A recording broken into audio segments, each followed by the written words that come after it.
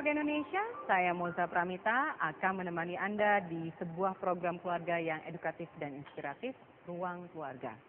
Ada ancaman serius bagi semua keluarga Indonesia, yaitu narkotika dan obat-obatan terlarang. Menurut data Badan Narkotika Nasional atau BNN, setiap harinya sekitar 44 orang meninggal dunia sia-sia karena narkoba. Dan sebagian besar dari mereka adalah remaja. Kalau dulu para pengguna narkoba cenderung diceritakan sebagai anak-anak korban dari keluarga bermasalah. Tapi sekarang tidak pandang bulu lagi. Banyak sekali mereka yang jatuh menjadi pecandu dari keluarga baik-baik dan terpaksa masuk dalam rehab dan kemudian menjalani begitu banyak treatment, belum tentu bisa langsung sembuh. Banyak sekali cobaan yang dihadapi oleh keluarga-keluarga pengguna narkoba. Dan yang paling dahsyat adalah bagaimana pengaruh teman-teman, orang terdekat dari anak-anak itu sendiri yang menjadi pemicu mereka mencoba narkoba hanya karena iseng. Yang paling mengerikan ternyata remaja menjadi target utama perdagangan narkoba. Kalau kita sampai lengah, kalau sampai kita mengelak untuk mengetahui dan mengenal anak-anak kita, bisa jadi anak-anak kita menjadi korban narkotika. Untuk itu, di Ruang Keluarga kali ini, kami mengajak Anda untuk waspada. Bukan menjadi paranoid, tapi waspada mengenai keadaan kita dan bahaya narkoba. Ruang Keluarga mengajak Anda untuk menyaksikan tayangan berikut ini.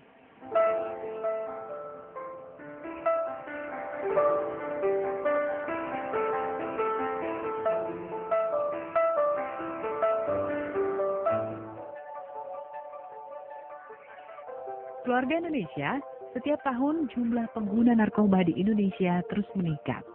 Menurut data Badan Narkotika Nasional, prevalensi penyalahgunaan narkoba pada tahun 2008 sebesar 1,99%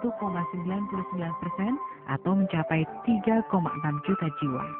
Pada tahun 2010 naik menjadi 2,21% atau 4,5 juta. Dan pada tahun 2011 meningkat menjadi 2,8% atau 5,1 juta jiwa. Lebih dari 30% diantaranya adalah remaja. Tercatat 19% dari jumlah remaja di Indonesia atau sekitar 14.000 remaja diindikasikan menjadi pengguna narkoba. Masih dari data BNN, sekitar 15.000 jiwa meninggal dunia setiap tahunnya akibat pemakaian narkoba. Dan 78%-nya adalah remaja. Keluarga Indonesia, remaja dan narkoba memang menjadi salah satu masalah serius bagi setiap keluarga saat ini.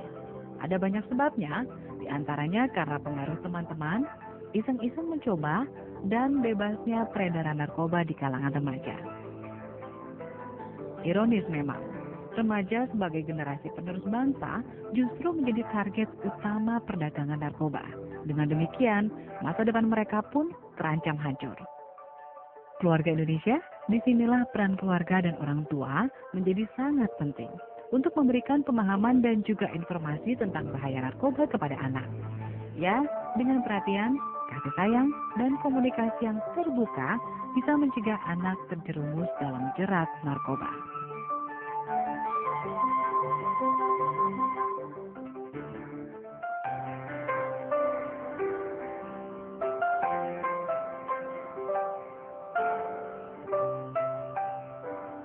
Keluarga Indonesia, kita akan membicarakan pentingnya kita mewaspadai bahaya narkoba di ruang keluarga ini. Dan kita akan berbincang-bincang dengan narasumber dari Kapeta Foundation. Sudah ada Mas Eri Wijoyo. Halo Mas Eri. Kemudian ada seorang psikolog dari Kapeta Foundation, Ibu Betty Kemal Tarus. Ya, kita sekarang bertanya dulu sama Mas Eri, apakah Kapeta Foundation? Kapeta Foundation adalah sebuah yayasan yang dibentuk berdasarkan inisiasi dari para orang tua yang dulunya anaknya punya masalah dengan ketergantungan narkoba, kemudian para profesional dan para pendidik yang punya concern terhadap masalah ini. Kemudian berkembang, awalnya membuat kegiatan untuk dukungan bagi mereka, kemudian berkembang menjadi sebuah lembaga resmi yang akhir sampai sekarang kita banyak mengerjakan proyek-proyek non-profit untuk membantu khususnya orang-orang dengan masalah gangguan penyalahgunaan zat atau narkoba dan HIV/AIDS. Kita ngobrol di sini sama Mas Eri yang aktif di Kapeta Foundation. Tadi Mas Eri bilang bahwa Kapeta Foundation ini didirikan karena sekumpulan orang tua ya yang merasa senasib, istilahnya nih Bu ya. Angkat telepon belum ngomong nih Bu, tapi udah begitu ya Bu ya, gitu. Tapi mengenai anak-anaknya. Nah Mas Eri, boleh cerita nggak, Mas Eri ini aktif di Kapeta karena apa? Maksudnya gini, akhirnya terpanggil untuk saya mau di foundation ini karena sudah melewati badai seperti apa, supaya keluarga Indonesia bisa mengerti. Jadi kata kuncinya badai ya? Iya dong, badai bener. Bayangin nggak ibunya tiap hari nangis ya Bu Betty ya? Jadi kalau dibilang saya punya ketertarikan, memang saya dulu pernah punya masalah dengan drugs ini, dengan narkoba. Saya pernah menggunakan cukup lama dari sekitar tahun 95 awalnya sampai 2002. Tapi kemudian saya kerja di Kapeta itu karena saya pernah kerja di tempat lain sebelumnya. Dan kemudian saya mengerjakan program-program yang serupa, khususnya untuk program terapi dan pemulihan adiksi narkoba, sehingga kemudian Yayasan Kapeta membuka lowongan, saya masuk seperti pada umumnya perusahaan. Mas Eri tadi cerita awalnya sebagai korban narkoba, kita bilang seperti itu, kita bilang korban. Sebagai yang tadi Ibu bilang badai ya? Penyebab badainya itu. Kita berbicara di sini untuk supaya keluarga Indonesia aware. Hal tersebut harus diakui, tidak boleh sangkal gitu, karena pada saat hal itu terjadi yang pertama kali dilakukan oleh orang tua adalah gak mungkin anak saya kena, keluarga baik-baik kok gitu, atau gak mungkin keluarga saya kena, uangnya dari mana, kita dari hidup aja udah susah ya. Gimana ceritanya Mas? Kalau Mas saya awalnya? Iya.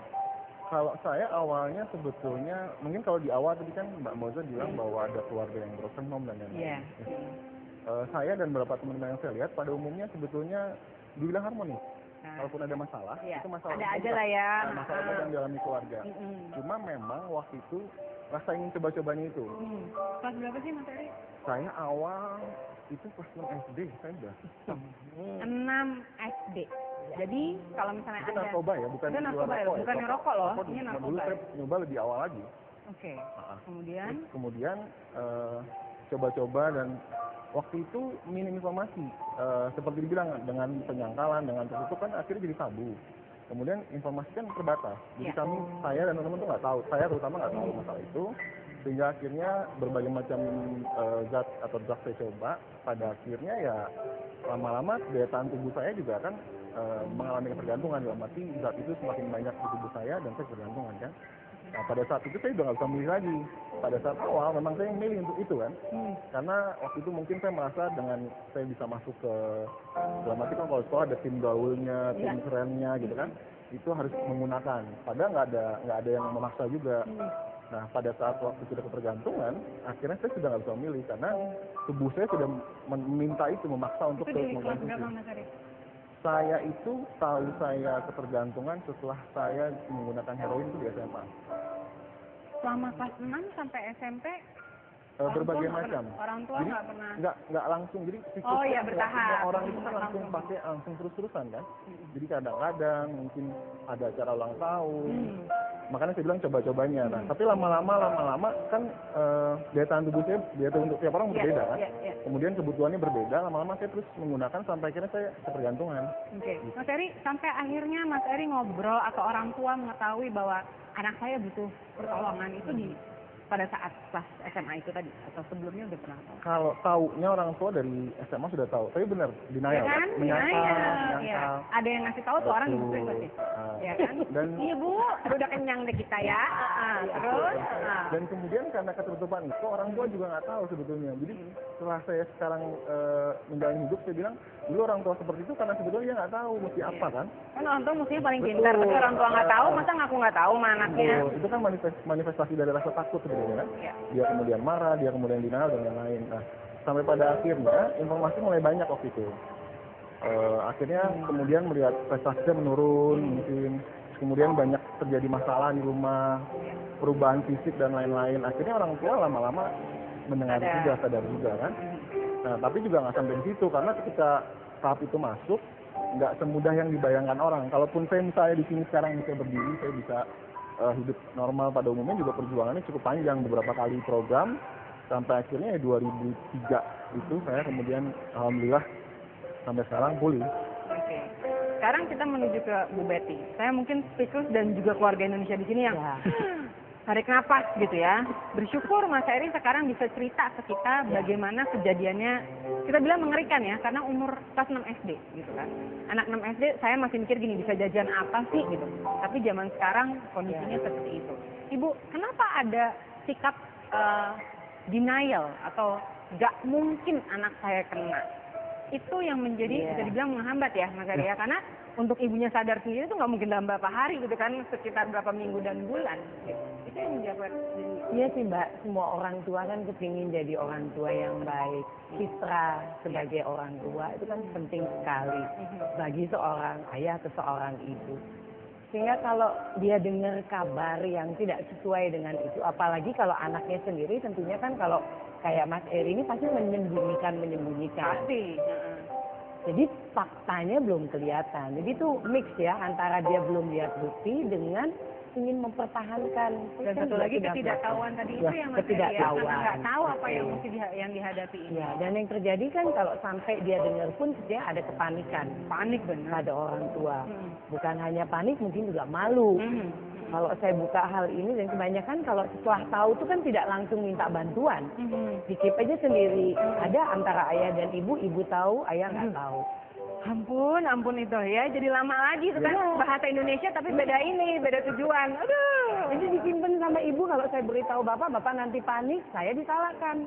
Ampun. Jadi kebayang, apalagi untuk keluarga besar. Oke. Jadi sebenarnya kalau kita ya sebagai orang yang di luar keluarga mengetahui kondisi tersebut, kita merasa pengen memberitahu. Itu ada caranya untuk memberitahu. Nah, kita akan ngobrol lagi nanti dengan narasumber kita di sini mengenai waspada bahaya narkoba. Namun sebelumnya kami akan ajak Anda untuk menyaksikan tayangan ini.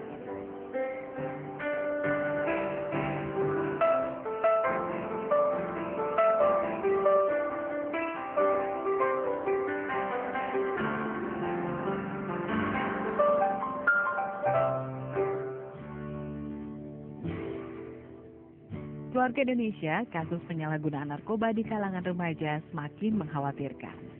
Maka, peran keluarga untuk mencegah anak terjerumus dalam pergaulan negatif dan narkoba sangat penting. Berikut ini beberapa tips untuk melindungi remaja dari bahaya narkoba. Kasih sayang. Kasih sayang dan dukungan emosional dari keluarga dapat memberikan rasa aman bagi anak, sehingga menghindarkan anak dari resiko penyalahgunaan narkoba. Informasi bahaya narkoba. Sedini mungkin berikan informasi kepada anak tentang apa itu narkoba, bahayanya, dan akibat negatifnya, sehingga mereka tidak mendapatkan informasi yang salah nantinya. Luangkan waktu untuk memantau perkembangan mereka, baik di sekolah maupun di lingkungan sepermainan, sehingga jika ada hal-hal yang mengarah pada pemakaian narkoba dapat dihindari. Aktivitas positif. Libatkan anak dalam berbagai aktivitas yang positif. Dengan demikian, bisa menghindarkan anak terjerumus dalam pergaulan yang salah dan jerat narkoba.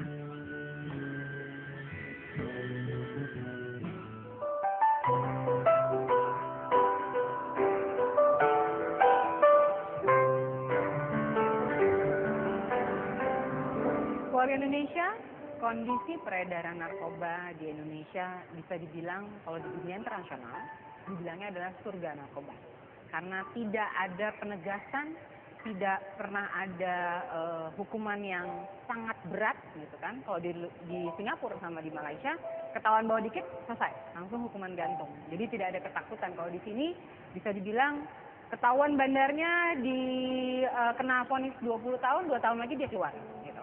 Jadi memang peredaran narkoba di Indonesia bisa dibilang sangat mengerikan. Dan tadi Mas Eri bilang bahkan anak mulainya kelas 6 SD. Mas Eri, di titik mana Anda merasa bahwa saya harus lepas dari jerat narkoba dan siapa pendukung utama kesembuhan Anda? Kalau di titik mana, waktu itu perasaan saya sudah sangat bosan lah. Masalah udah sangat banyak gitu kan. Tapi itu datang nggak cuma di saat itu, udah berapa tahun sebelumnya datang. Kalau yang ngedukung ya orang tua dari semenjak ketahuan sampai kemudian beberapa tahun masih terus bolak-balik pakai, ibu yang paling terutama. Tentu dukungan nggak cuma moral tapi material juga, karena pada saat itu saya mengikuti sebuah program jangka panjang dengan durasi rawat inap dengan durasi jangka panjang. Swasta di saat itu biaya sangat mahal. Dan orang tua juga keluarga kami keluarga sederhana, bukan orang yang banyak uang, tapi sangat mendukung dengan mencari segala cara untuk saya bisa ikut program. Yang penting sembuh dulu. Yang penting pulih dulu. Oke. Nah, yang ini sekarang ingin dibahas di sini adalah Bu Betty, bagaimana kita bisa membantu orang yang kita tahu kena narkoba, tapi kita juga punya istilahnya tahan mental juga, karena waktu kita memberikan info gitu kan, bisa jadi itu berbalik sama kita gitu. Ya, kerap memang banyak orang yang suka datang ya, mengatakan bahwa gimana ya saya tahu anaknya teman saya kena narkoba, tapi gimana memberitahunya. Saya pikir yang pertama mindset kita aja dulu. Kita datang untuk memberitahu bahwa itu membahayakan. Niatnya hanya baik ya, kita akan memberitahu. Dan tentunya cara kita memberitahukan kepada dia juga ya. Kalau kita menggunakan fakta yang kita lihat ya, atau yang kita dengar begitu, itu kan mungkin orang lain lebih terima daripada kita datang lalu langsung memberikan nasihat dan lain-lain. Tapi benar Mbak, bahwa itu belum tentu selalu langsung diterima. Betul. Dan beri dia kesempatan juga gitu loh untuk berpikir dan menenangkan diri juga, karena menerima berita itu kan bukan bagaikan disambar petir tadi baru bilang badai ini petir pertamanya gitu kan. Ya. Dan kalau toh kita memang mau membantu, kalau kita ada informasi dan lain-lain, kita bisa well informed ya Bu. Jadi jangan setengah-setengah. Jangan hanya memberikan keadaan gawatnya, tapi tidak memberikan solusinya tidak ada. Baik, Ibu bisa bantu nggak kepada kita supaya tidak menjadi manusia yang parno, tapi kita tahu bahwa orang ini, orang yang kita temui, orang yang kita sedang hadapi, seorang pencandu, ya kan? Tadi Eri cerita dari kelas 6 SD udah mulai coba-coba gitu.